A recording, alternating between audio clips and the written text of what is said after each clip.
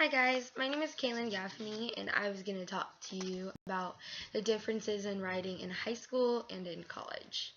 In high school, you are given multiple different books written by different authors like Edgar Allan Poe, who wrote poems, and Shakespeare, who wrote Romeo and Juliet, and many others. And then you're given books like Beowulf, and you learn all these different things about how writers portray what they see and how they put it into books. And you're also taught creativity, to imagine and then put it to words. There's also research papers that you do in high school, which is a huge thing. I mean, it's today it's 60% of your grade, and then you don't do it towards the end of the semester. You have to research databases, articles, and journals, and I think you have to have a 3-body paragraph in high school and have at least 3 sources in a research paper. In college, you're going to learn how to summarize and analyze and how to decipher metaphors and how to find your voice. Summarizing is when you take someone's work and you don't have to cite it if your teacher has already given it to you. There's no need to cite a summarized work because you're summarizing, which pretty much means that you're copying what the article or newspaper or blog that post that someone is saying, and you're putting it into your own words while giving them credit.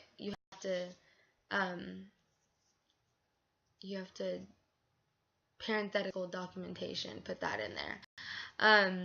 Or you can start off with a sentence by saying, one day he said this, blah, blah, blah, and giving them credit.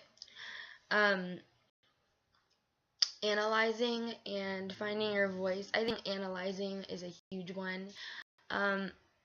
When you're analyzing someone else's work or your own work, you're taking all that information and then about your mind, you're putting a lot more detail into it, kind of like exploding the sentence. Say you write 3 sentences and it's not that much detail, and then the next time you revise that writing, you're writing like a whole paragraph of just extra detail. Finding your voice is tough. It's the art in writing is finding your voice. It's like it's describing how you look at the sun, or how the morning feels, how you feel about a certain object, and you're just kind of like exploding the idea, putting it into more detail. An example would be, even the smallest flea can drive a big dog crazy. You're taking something that has little of importance, and then you're exploding it into so much detail that it stands out and it does have importance. And in research papers in college, you actually have to have at the least, I think it's 6 to 7 resources, and you have to have it from one book, several different articles and journals and databases. And in college, especially in Tulsa Community College, they tend to lead you towards the library website on Tulsa Community College. And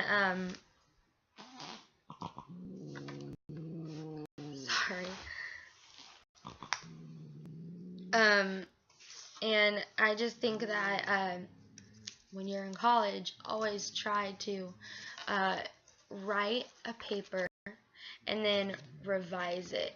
Go copy it on a different works cited page, and then go to your settings and make sure that it's all set for grammar and word placement, and make sure you're always writing in an active voice, when you're describing something about yourself or someone else or writing a short story. In research papers, you really shouldn't have a passive voice at all. It shouldn't really have to deal with any of that, because you're taking information and putting all your knowledge into one huge paper. And always make sure that your writing is of your educated level.